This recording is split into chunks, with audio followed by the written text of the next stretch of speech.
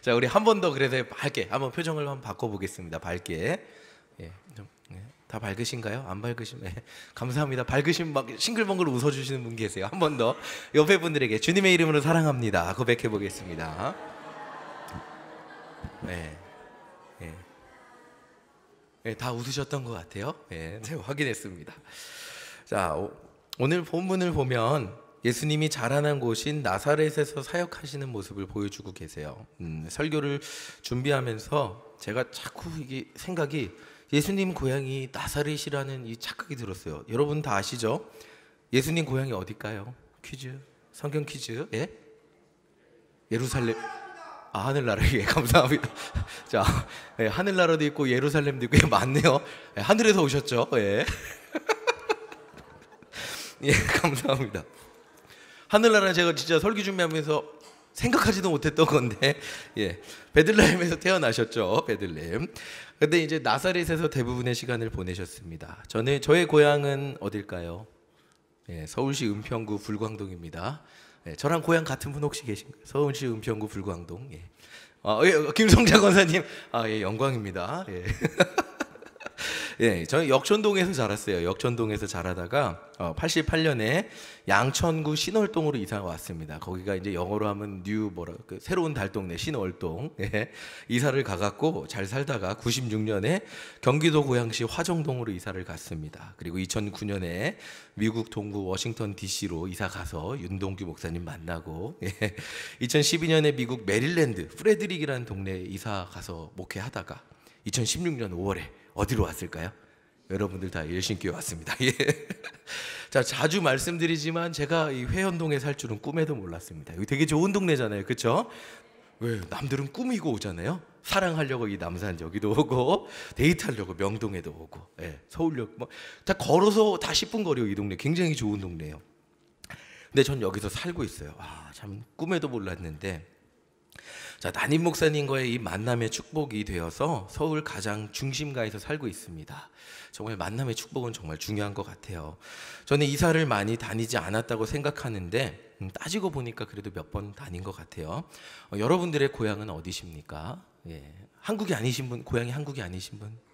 예, 아무도 없으시죠? 예. 자, 고향과는 별개로 지금 살고 있는 곳에는 몇 년을 사셨습니까? 오래 사셨죠? 자, 예수님은 베들레헴이 고향이긴 하지만 나사렛이 어린 시절부터 자란 그런 곳이었습니다. 그 당시 갈릴리는 호숫가 마을이고 부유하지 않은 시골이었다 그래요. 그리고 나사렛은 더 작은 시골 마을이었다고 합니다. 저는 사실 뭐 이렇게 말씀드리면 죄송하지만 도시에서만 살았기 때문에 시골에서 살아보지를 못했습니다. 제가 도시에서만 살았기 때문에 잘 모르기는 하는데 시골 작은 동네 이런 사람들은 거의 다 알고 지낸다고 이렇게 얘기를 합니다. 그러니까 이제 오늘 본문에서는 예수님은 다 자신을 어려서부터 봐왔던 사람들, 아기 때부터 알고 있던 사람들 앞에 쓴 거예요. 제가 처음 신학교 가서 이제 본교회, 제가 자라난 교회에서 간사를 하고 전도사가 되었던 기억이 나요. 대부분 제가 어렸을 때부터, 아기 때부터 봤던 분들이기 때문에 이제 가장 힘들어하셨던 게 호칭이었어요. 그렇죠, 아기 때부터. 그래서 이분들이 일부러 저한테 그런 건 아닌데 어른들이 이렇게 얘기했어요. 정훈이 전도사 이렇게 얘기했어요. 마정훈 전사님이 아니고 정훈이. 여기 호칭이 한 1년간은 헷갈렸어요. 그리고 청년들한테는 전도사 오빠, 전도사 형, 이렇게 한 1년간 이렇게 불렸습니다. 나중에는 이제 마조군 전사를 줄여서 마님이라고 그냥 부르기도 했습니다. 청년들이 마님 이러면 그게 저였어요. 이렇게 호칭이 그렇게 이제 본교회에서는 그렇게 됐는데, 자, 오늘 본문을 쉽게 설명하면 이렇게 어려서부터 예수님을 봤던 사람들 앞에서 이제 안식일에 회당에서 예배 드리는 그런 예배를 참석합니다. 우리 누가복음 4장 16절 우리 함께 읽겠습니다. 시작.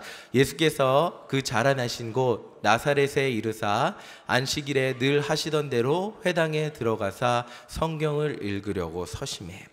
자, 이제 예수님이 성경 봉독하시는 차례가 된 거예요. 예수님은 이사야서를 찾아서 이런 말씀을 읽습니다. 18절 19절 우리 또박또박 한번 읽어보겠습니다. 시작.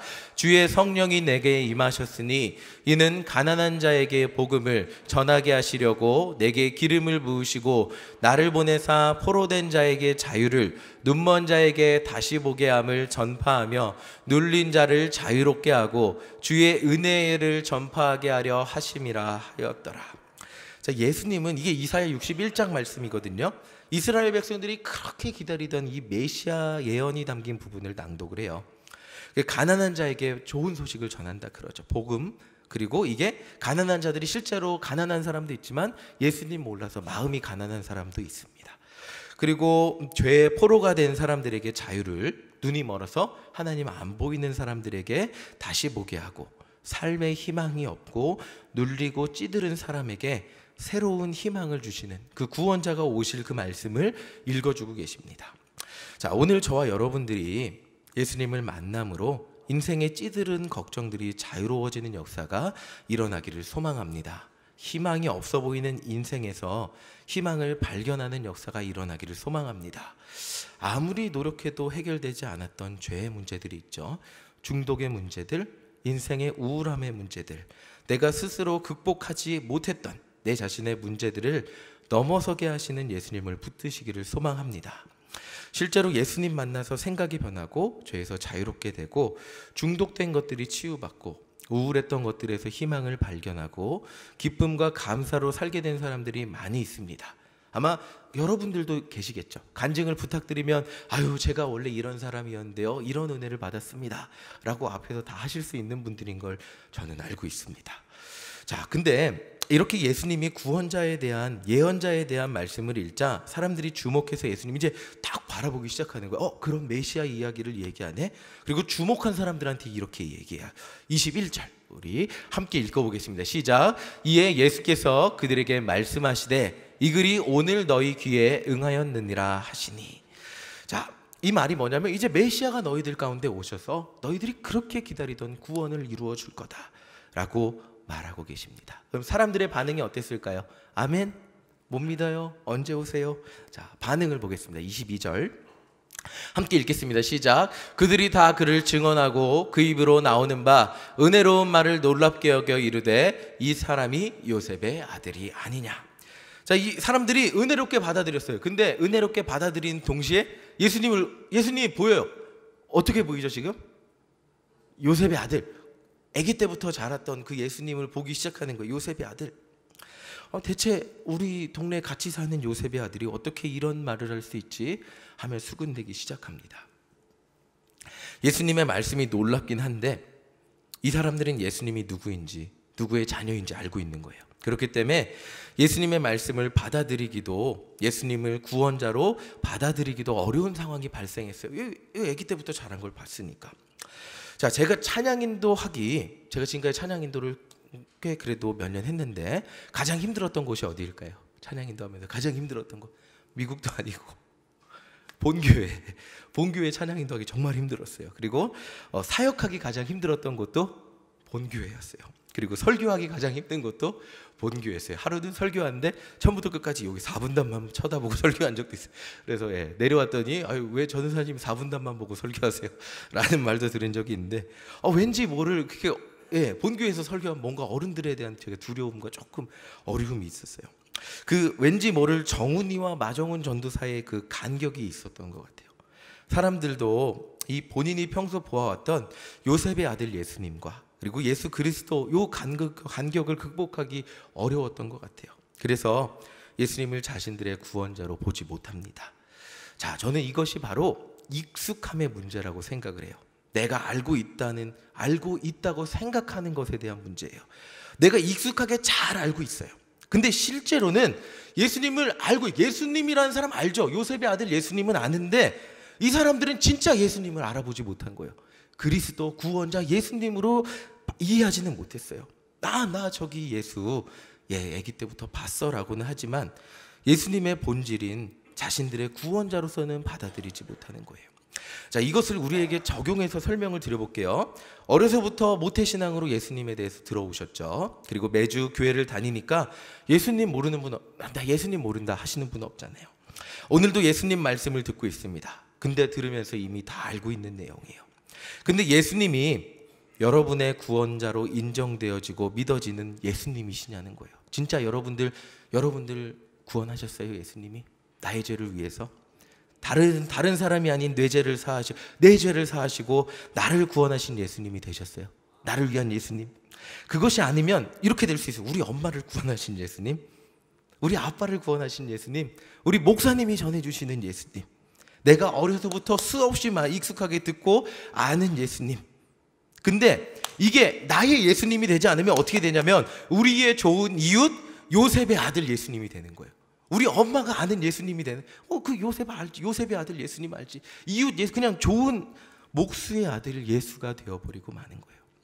자, 예수님의 동네에 살던 나사렛 사람들은 자신들이 알고 있던 목수 요셉의 아들 예수를, 그 예수님을 넘어서서 구원자 예수님으로 보는데 어려워했습니다. 실패했다고 볼 수 있죠. 이것의 핵심에는 내가 알고 있는 선입견과 익숙함이 있습니다. 내가 예수님을 알고 있다는 선입견이 있어요.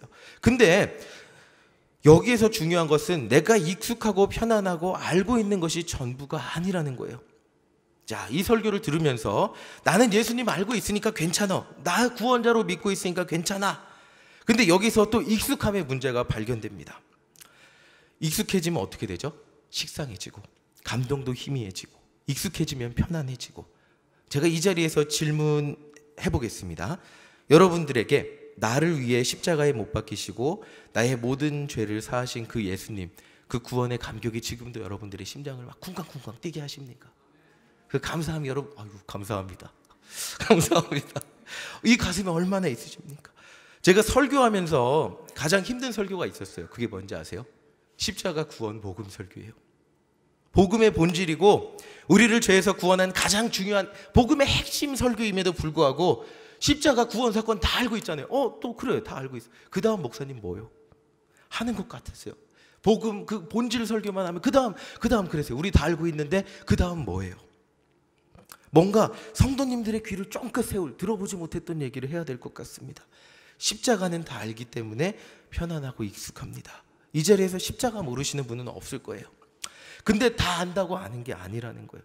아는데 그 아는 것이 지금 여러분들 심장을 얼마나 뛰게 하고 있습니까?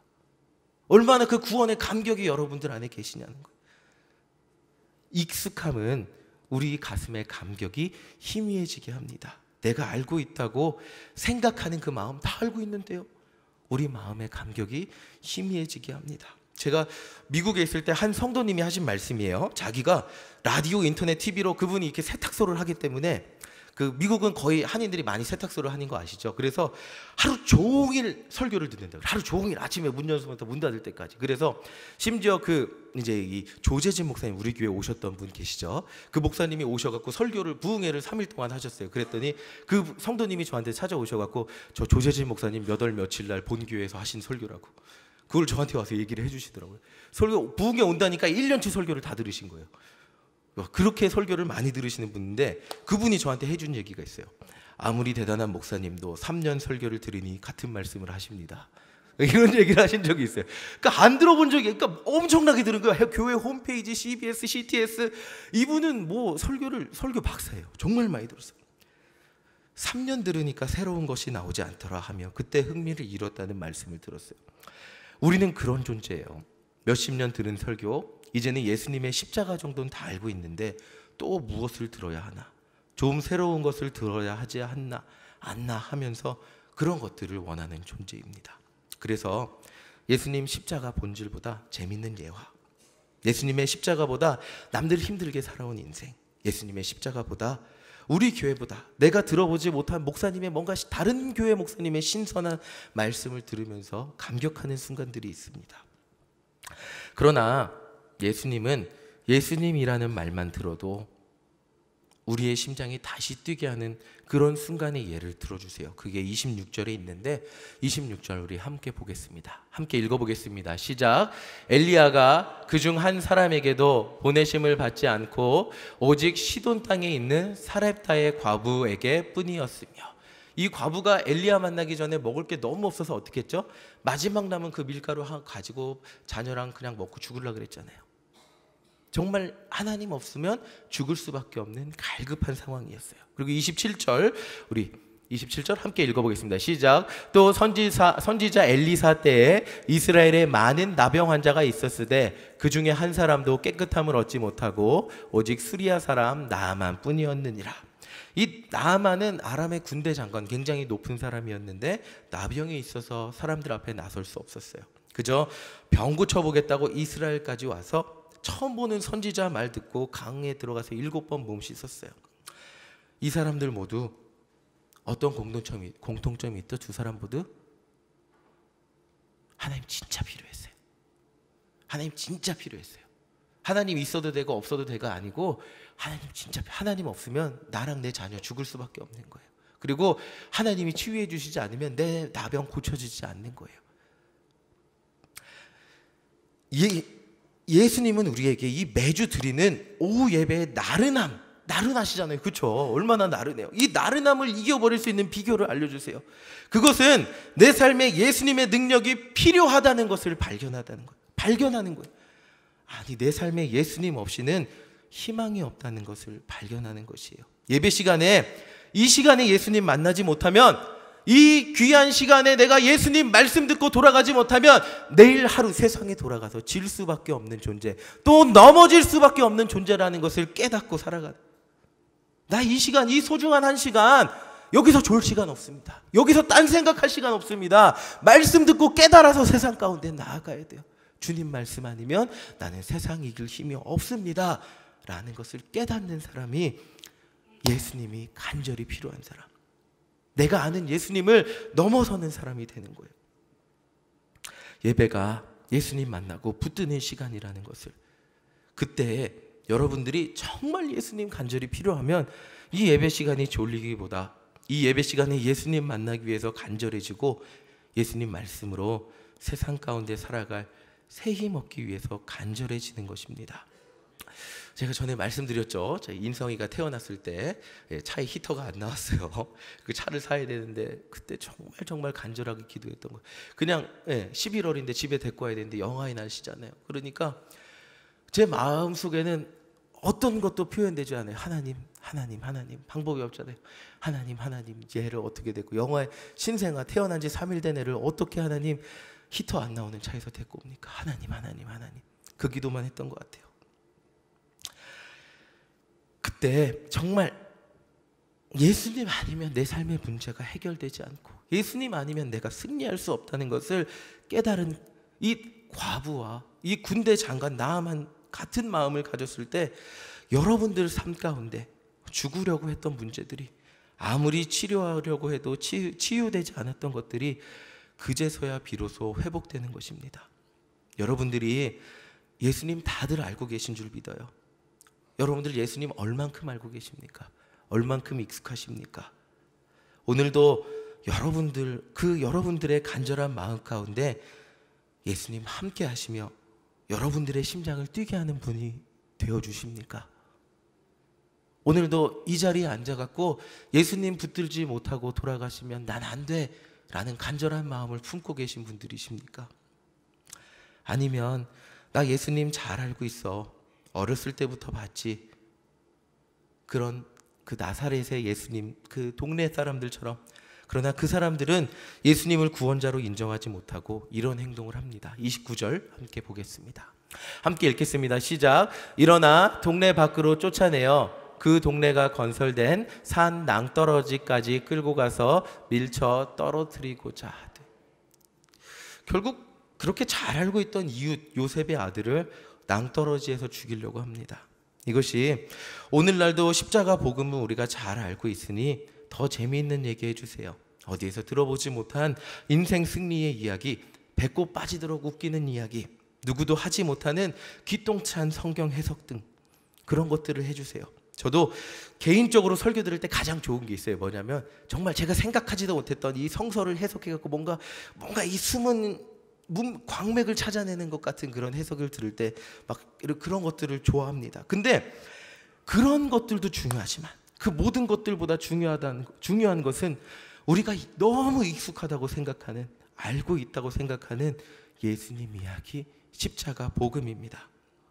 그것이 오늘 여러분들이 듣고 싶고 만나고 싶은 가장 간절한 이야기, 가장 간절한 한 분이 되시기를 간절히 소망합니다. 그것이 진짜 영혼을 살리는 복음이기 때문입니다.